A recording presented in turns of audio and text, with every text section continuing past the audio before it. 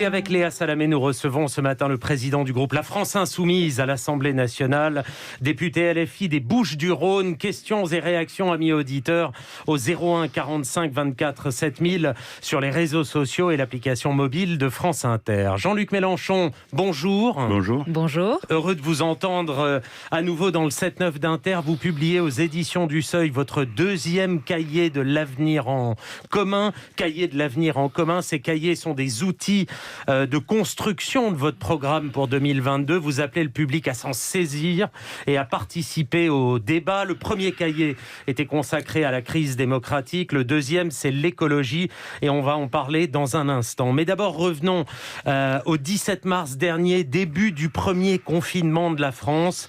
Nous sommes un an presque jour pour jour après le début de cette crise planétaire, inédite, foudroyante. 2 millions de morts dans le monde, 90 000 en France. Quand vous repensez à cette année, Jean-Luc Mélenchon, cet événement vous semble-t-il relever du hasard tragique des épidémies ou dit-il quelque chose d'autre, quelque chose sur nous, humains, sur la France, sur le monde? Est-ce que vous retirez une leçon de l'année qui vient de s'écouler?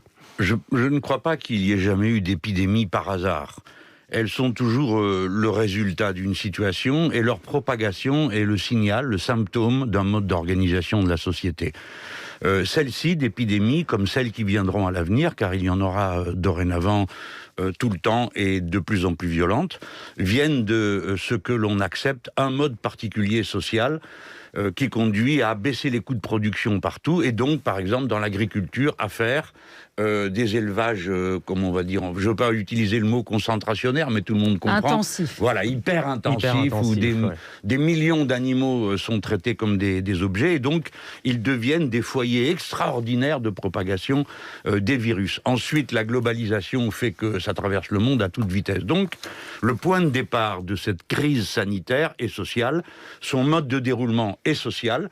L'épidémie se propage plus parmi les pauvres que parmi les populations les mieux protégées, etc. D'un bout à l'autre de la chaîne, nous avons des choix humains. Et par conséquent, la suite des événements nous appartient si nous y réfléchissons et si nous prenons le temps, par exemple, de décider que c'en est fini de ce type d'élevage. Bon, vous savez qu'en France, on a eu il n'y a pas longtemps une loi qui est passée sur le bien-être animal. Tous les amendements sur ce sujet ont été déclarés irrecevables par la majorité. Et l'interdiction de l'élevage des visons, qui dorénavant sont pointés comme un des vecteurs, on appelle ça, c'est un mot savant, mais qui est drôle, la zoonose, hein, on passe par les animaux pour... cette interdiction a été reportée de plusieurs heures. Ça nous a permis de découvrir Madame Le Pen, parce qu'à cette occasion, elle est venue, pour une fois, voter ce truc-là, c'est-à-dire le report de la fin de l'élevage de visons, les visons méritant moins d'intérêt à ses yeux que les chats. Alors, Jean-Luc Mélenchon, il y a des choix à prendre, il y a des décisions à prendre, dites-vous, sur l'avenir de la planète. Il y a des décisions politiques à prendre aussi de manière urgente aujourd'hui pour le gouvernement. Tous les voyants sont au rouge depuis quelques jours, notamment en Île-de-France où la situation est critique, avec une tension de réanimation de 98,9%. Vous avez entendu Bruno Rioux, le directeur de crise de la PHP, il y a quelques minutes.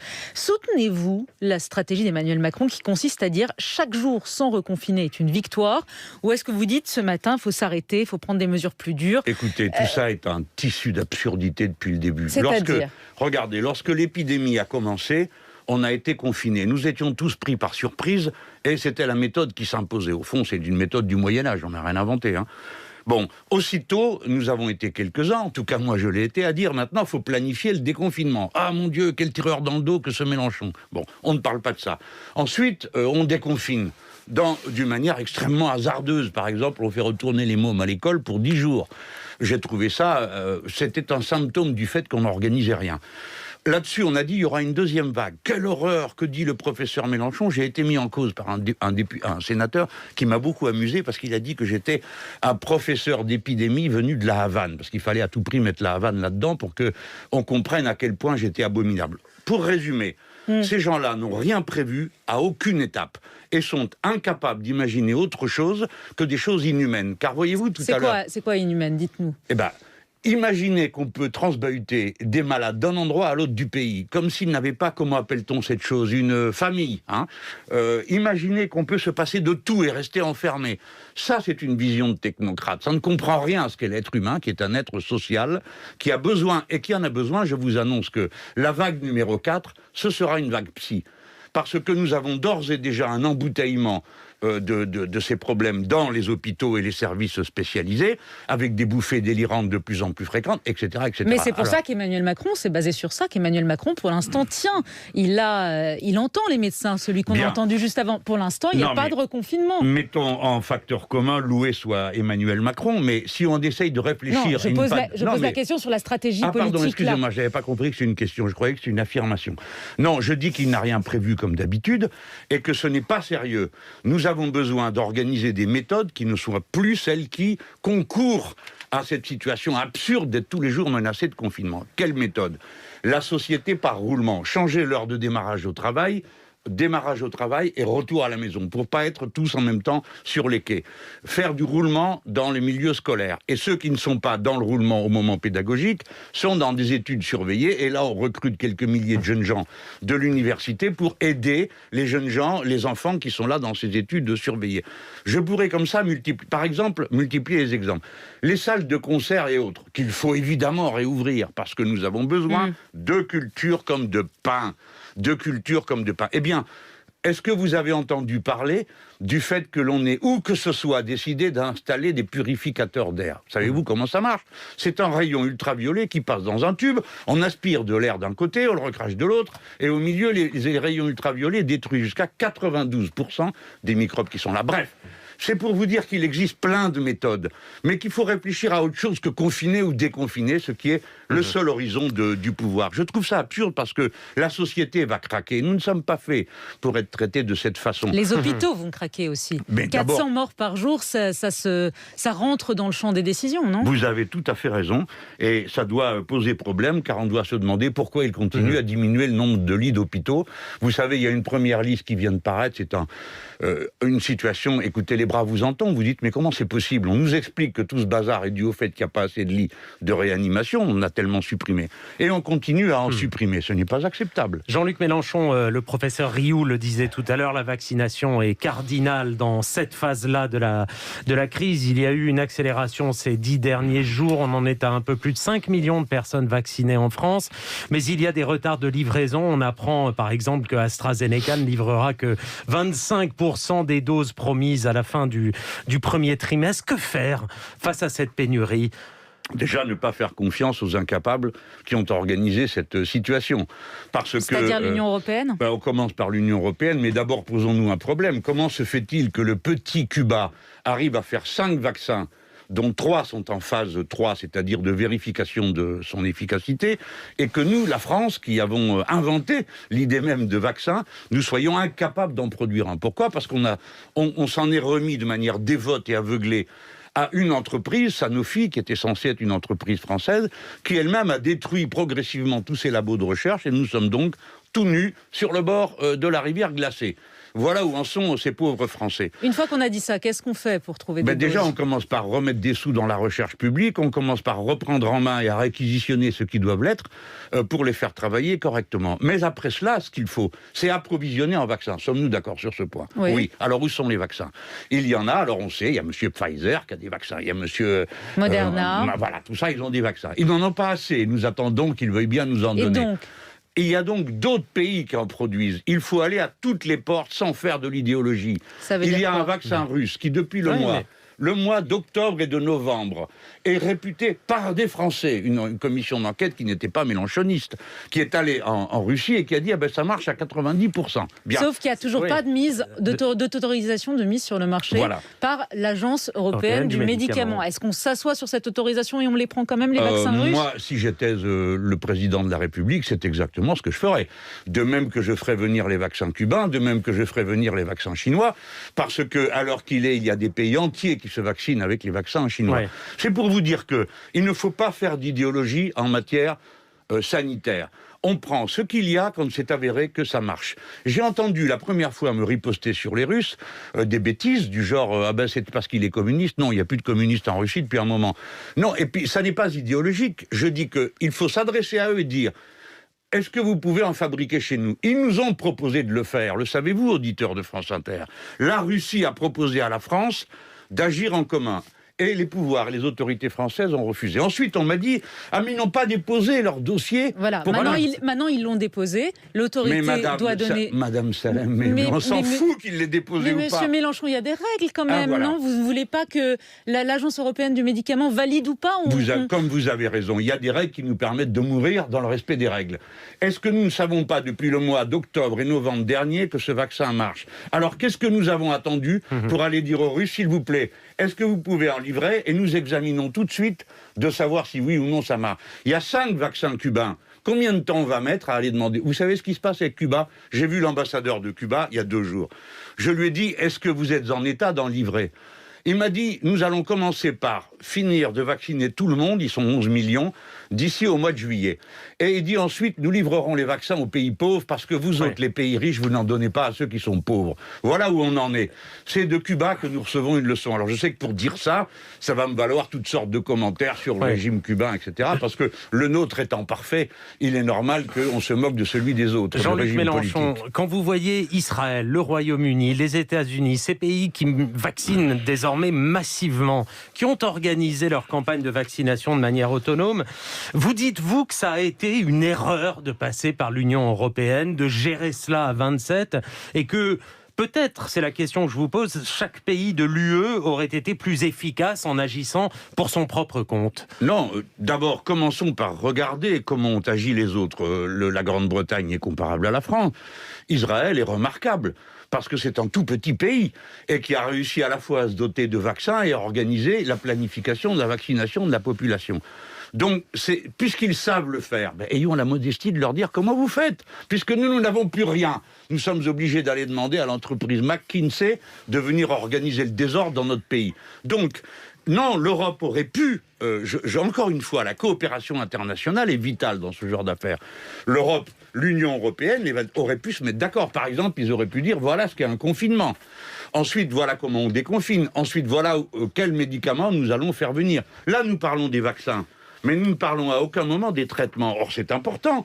Si nous ne voulons pas que les gens qui sont très malades finissent en réanimation, il faut les traiter avant. Qu'est-ce qu'on a à dire sur le sujet? Rien. Tout ça, je suis très déçu de voir qu'un pays comme le nôtre, qui avait fait un peu une spécialisation de l'action rationnelle, se comporte d'une manière aussi irrationnelle. Je crois que nous sommes capables de faire beaucoup mieux. Jean-Luc Mélenchon, il y a beaucoup de questions, et notamment vous vouliez parler d'écologie ce matin, parce que vous présentez ce nouveau cahier, on va y aller. Juste, vous avez été vacciné? Non, pas encore. Alors mon médecin de famille m'a proposé 2 lettres, et on regarde, je veux prendre la place de personne, je veux pas passer avant les autres. Mon âge fait que normalement on aurait déjà dû me vacciner 10 fois, hein, mais vous voyez qu'il y a des privilèges de l'âge. Mais comme je crache le feu, peut-être suis-je un peu irresponsable, mais je ne veux pas prendre la place de quelqu'un d'autre. C'est quelque chose qui me pose problème quand il y a pénurie de vaccins. Vous savez, c'est moral, hein, ça n'a rien de sanitaire ce que je suis en train de vous dire. Caroline Fiat, députée insoumise de Meurthe-et-Moselle, est retournée faire l'aide-soignante. On lui a dit sur tous les tons, ce n'est pas bien, c'est une folie, tu t'exposes. Mais voyez-vous, on est fait comme ça, on ne se refait pas. Alors, venons-en à l'écologie et à ce cahier programmatique, donc sorti la semaine dernière aux éditions du Seuil. On va venir au cœur de vos propositions, mais un mot du contexte dans lequel sort ce livre, et donc sur le bilan écologique de 4 années du quinquennat Macron. Il a fait sa conversion écologique sur le tard, et il le reconnaît. Il a fermé Notre-Dame-des-Landes, Fessenheim, Europa City, 30 milliards pour la transition écologique dans le plan de relance. Bilan d'étape, après 4 ans, comment jugez-vous ces différentes mesures? Alors, d'abord, disons que tout le monde est devenu écologiste et que ce n'est plus la propriété remarquable dans le passé d'un parti, parce qu'ils ont été les lanceurs d'alerte quand il fallait. Tout le monde est écologiste, mais toute la discussion, c'est savoir comment, parce que ça sert à rien, nous aimons tous les oiseaux, l'air pur et l'eau pure. Même Marine Le Pen. même Madame Le Pen, qui ne fait rien, le reste du temps, il faut quand même le dire, c'est quand même l'escroquerie E majuscule. Elle se confie à un type qui a une vision quasi ethniciste de l'écologie, et pour le reste, elle a voté... alors j'en profite pour faire le bilan de M. Macron. Oui, voilà ce que j'allais vous dire. Mais ça va ensemble. Quand Macron a proposé qu'on réautorise les néonicotinoïdes, eh bien, elle a voté pour. C'est une mesure anti-écologique de base. Hein, ça fait mourir les insectes pollinisateurs. Lorsqu'ils ont décidé de rallonger le délai du glyphosate, eh ben, elle n'était pas là pour voter contre. Nous y étions. Son bilan, le bilan d'Emmanuel Macron des 4 ans, parce que vous citez effectivement des choses qui sont les pas renoncements. Correctes. Nicolas a cité la fermeture de Fessenheim, de Notre-Dame-des-Landes, d'Europa City. C'est quoi? Il est mitigé, le bilan? Non, vous diriez quoi? Il traite l'écologie comme il traite toutes les autres questions. Il pense que c'est une question, voyez-vous. Alors il la traite un peu spécifiquement à part. Il ne comprend pas que c'est un tout. Et c'est pourquoi le cœur du débat entre écologistes est sur cette affaire. Est-ce qu'on accompagne ou est-ce qu'on est en rupture? Si on est en rupture, il faut être sérieux. C'est-à-dire qu'il faut planifier. On ne peut pas réorganiser la production, la consommation, les machines, les matériaux, sans se donner de la visibilité, de la prévision. Et c'est la thèse centrale de notre écologie de rupture. Et par exemple, une des planifications, puisqu'on a lu votre fascicule, une des propositions fortes, c'est que vous souhaitez une énergie 100% renouvelable. Ça, c'est une rupture, puisque c'est pas à moitié, c'est 100% renouvelable. Sauf que Jean-Luc Mélenchon, vous dites pas quand, à quel horizon. Vous fixez pas de date, parce que tout le monde peut dire on est pour le 100% renouvelable, mais il faut donner un horizon. Par exemple, là, le gouvernement, l'engagement, c'est de réduire la part du nucléaire de 75 à 50% d'ici 2035. Vous iriez beaucoup plus vite? Oui, alors vous voyez déjà, prenons cet exemple, il ne veut rien dire. Pourquoi? Parce que si vous augmentez la consommation d'énergie et celle-ci ne recule pas, si vous n'avez pas une mécanique de sobriété, dire que vous ferez 50% dans 10 ans, si les 50% représentent une progression de 25% du nucléaire, vous n'avez rien gagné dans l'affaire. Aujourd'hui, par exemple, tout le monde vous parle du véhicule électrique, n'est-ce pas? Bon, qui va produire cette électricité? Pour 1 million de véhicules électriques de plus, il faut une centrale nucléaire de plus. Donc vous voyez, c'est pourquoi je parle de planification. J'affirme, ceux qui ont mis en place le nucléaire ont cru bien faire, et je pense qu'ils ont fait du mieux qu'ils pouvaient, ça nous a rendu bien service. Maintenant, nous savons tous que c'est extrêmement dangereux. Je n'aime pas jouer l'affolement, mais nous sommes le seul pays au monde qui a une centrale nucléaire en amont du fleuve qui dessert la capitale. Nos centrales nucléaires sont concentrées dans des régions où il y a une industrie chimique et autres extrêmement importante. Un accident et c'est fini. Or, nous allons à l'accident pour plein de raisons. Les conditions dans lesquelles le nucléaire est entretenu, etc. Donc je dis, on renouvelle tout. Vous me prenez sur la date. Je pense que sur la date, je vous surprendrai parce que je ne vais pas fixer un objectif. Alors, je reprends à peu près le scénario négawatt, donc ça m'amène normalement à 2030. Mais moi, je trouve que c'est trop long, tout ça. C'est trop long. 2030 pour 100% renouvelable? Écoutez, il faut aller plus vite. Je sais, vos yeux qui s'agrandissent. Mais non, mais comment on fait? Voilà, c'est bien la question. Oui. Nous avons le savoir-faire dans notre pays. Nous pouvons utiliser le thermique. Nous pouvons utiliser l'hydrolien. C'est un grand mot, hydrolien. Alors on parle de la centrale du Rat-Blanchard et tout le monde dit « Oh là là, mon Dieu, il n'y a qu'un courant qui soit de cette force. » Non, la France a été couverte de moulins tout le 17e, 18e, 19e siècle. On a arrêté avec ces moulins le jour où on a pu les remplacer par des centrales thermiques. Bon. Donc, nous pouvons avoir toutes ces installations, plus tout ce qui relève de la sobriété, donc la diminution de la quantité d'énergie que nous consommons. Et nous avons les jeunes ingénieurs, femmes et hommes, capables de se lancer dans cet immense travail. Là, vous prenez l'exemple du nucléaire, et vous avez raison, parce que c'est le plus délicat à traiter. Mais il y a le reste. Si nous voulons... Prenons un autre exemple que vous n'avez pas l'air de ressentir, je comprends pourquoi. La plastification... Vous avez du plastique maintenant partout, jusque dans la neige, parce qu'il retombe avec l'eau. Le cycle de l'eau est d'un seul tenant.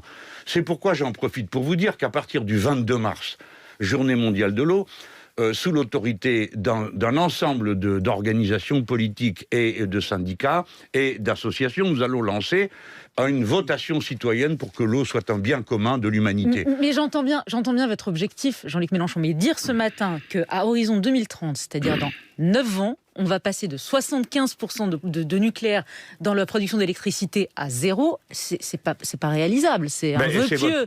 Pardon, c'est votre avis. Non, Madame Salamé, avez-vous un moyen de démontrer que ce soit... Concrètement, on va passer de 75 à 0 en 10 ans. Écoutez, on arrête toutes les centrales et on bascule sur les éoliens ou sur l'hydraulique. C'est ce que vous dites? C'est concrètement possible? Je dis que nous avons besoin d'une mobilisation générale de la population de ce pays, de son intelligence, de sa jeune génération, parce qu'il faut arrêter ce qui est en route. Il faut changer de mode de production, il faut le faire avec sérieux dans la discipline et l'organisation. C'est pourquoi je suis certain qu'il faut le faire, parce que nous sommes en train, comprenez bien, la décennie qui vient, de toute façon, le changement climatique est irréversible. De toute façon, alors maintenant, nous atteignons des points de bascule. Vous avez vu ce qui s'est passé dans la vallée de la Roya. Nous aurons beaucoup à réparer. Tout le sud de la France est exposé au fait que la mer Méditerranée s'évapore plus vite que les autres océans du monde, pour la raison que c'est quasiment un lac avec une ouverture de 13 km. Bon. Par conséquent, nous aurons des averses, des pluies de plus en plus violentes. Nous allons faire face à des événements climatiques extrêmes, dans lesquels tous les secteurs de la production vont être atteints. On a pu observer chez les autres ce que ça donne quand les pylônes tombent par terre. Alors vous croyez quoi?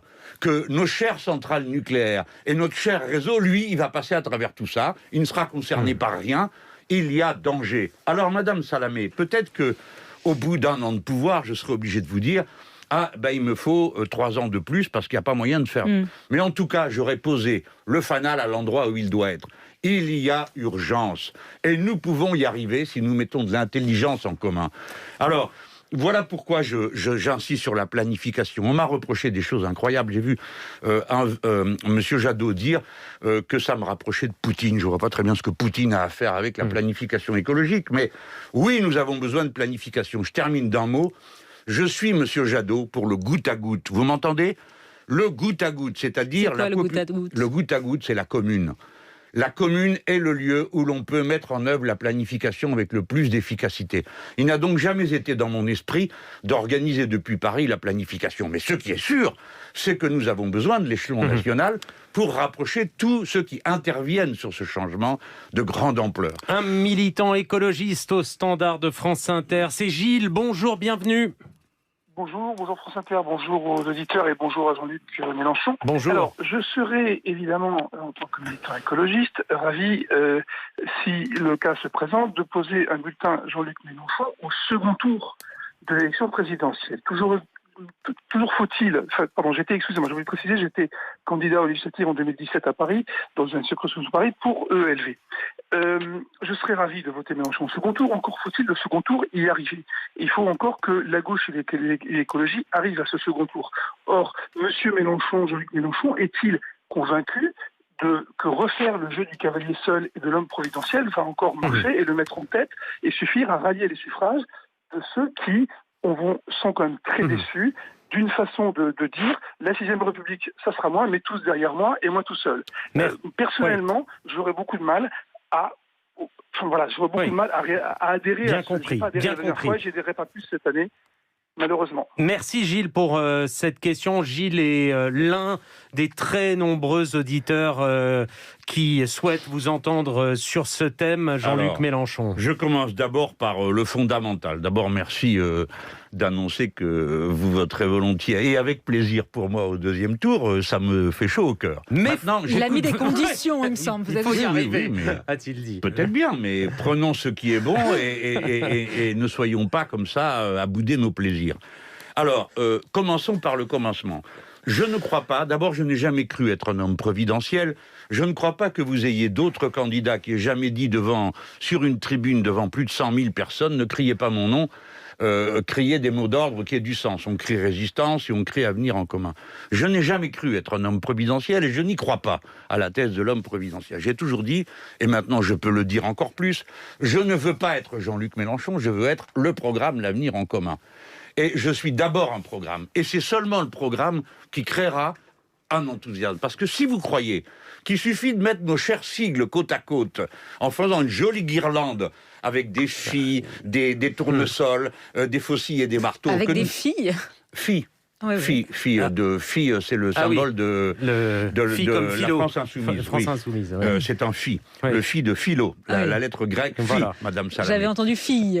Vous voyez, il n'y a pas que moi qui suis trompé par le masque. Alors, donc, non, ça ne suffira pas. Nous devons entraîner convaincre, donner un grand idéal. Alors, après, quand vous me dites « je crois à moi, l'homme providentiel », écoutez, cher ami de Europe Écologie Les Verts, disons que, comme c'est le matin, on va le dire avec le sourire, vous manquez pas de souffle. Parce que dans toutes les régions du pays, les Verts, d'abord, refusent la discussion nationale pour les régionales, et deux, dans toutes les régions, sans exception, sauf la condition pour discuter... Pardon, une seconde, on va venir aux Hauts-de-France. Qui est une belle guirlande. Oui, mais attendez, laissez-moi finir, s'il vous plaît, parce qu'on pourrait perdre le sens de ce que je suis en train de dire.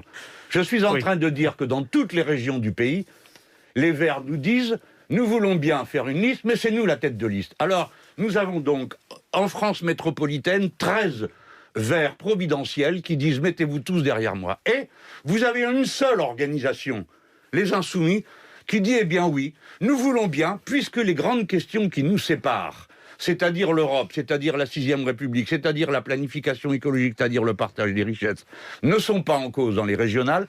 Nous sommes d'accord et nous voulons partout faire des listes d'union et nous sommes d'accord pour ne pas avoir la tête de liste. Vous connaissez combien de partis qui font ça? Il n'y en a qu'un seul, les Insoumis. Allez, les Hauts-de-France. Oui, avec une liste emmenée par la verte Karima Delli, soutenue par le PS, le PCF, les Verts et donc les Insoumis. Pourquoi ce qui est possible localement dans les Hauts-de-France en 2021 ne l'est pas nationalement en France en 2022 ? Est-ce que Mais d'abord, vous écrivez l'histoire avant qu'elle ait lieu, vous, monsieur Demorand ? Qu'est-ce que vous savez sur le sujet ? Tout est ouvert, C'est-à-dire que c'est encore ouvert ? Non, mais vous êtes... Écoutez-moi. D'abord, les Hauts-de-France, vous avez fait la liste. Oui. Bon, commençons par le commencement, cher ami.